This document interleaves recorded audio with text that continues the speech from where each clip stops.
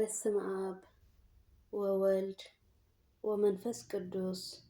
አሐዱ አምላክ አሜን። በስም ሥላሴ አምነን ተማሕፂነን ሓንቲ መዝሙር ክዝምር እየ። ክኽፈል ዘይክእል ኣለኒ ውዕለትካ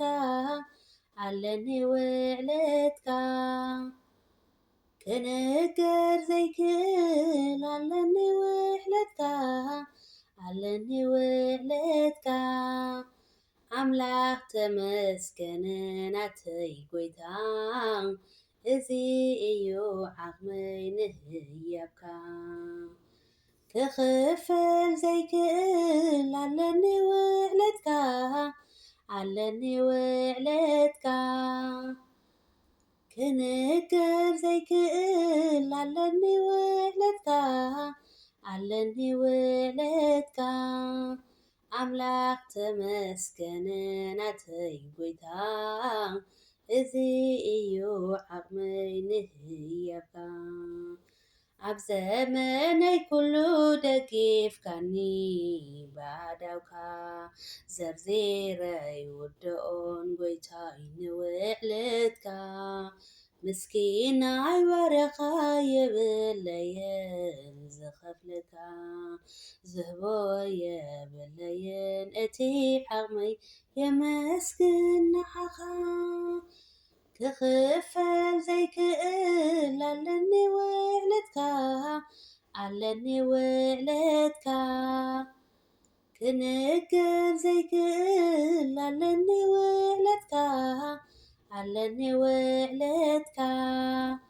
ኣምላኽ ተመስገን ናተይ ጎይታ እዚ እዩ ዓቕመይ ንህያብካ ንዑቕ ዘነበርኩ ኣነ ብሰብ ተፈንፊነ ካብ ውድቀተይ ኩሉ ኣልዒልካኒ ኣመስጊነ ነፍሰይ ንውዕለትካ ብምስጋና ትኸፍለካ ንጉሆ ምሸስምካ እናልዓለት ተመስግን ንዓኻ ክኽፈል ዘይክእል ኣለኒ ውዕለትካ ኣለኒ ውዕለትካ ክንገር ዘይክእል ኣለኒ ውዕለትካ ኣለኒ ውዕለትካ ኣምላኽ ተመስገን ናተይ ጎይታ እዚ እዩ ዓቕመይ ንህያብካ መሕበሰይ ኢና ነፍሰይ ጎይታይ ርኢኻያ ካብቲ ነገራትካ ወሲድካ ኣዕሪፍካያ ዝኸበዳ ሸኽማ ተሰኪምካ ኣውሪድካላ እንሆ ኣብ ቅድሚ ሰብ ንውዕለትካ ትመስክር ንዓኻ ክኽፈል ዘይክእል ኣለኒ ውዕለትካ ኣለኒ ውዕለትካ ክንገር ዘይክእል ኣለኒ ውዕለትካ ኣለኒ ውዕለትካ ኣምላኽ ተመስገን ናተይ ጎይታ እዚ እዩ ዓቕመይ ንህያብካ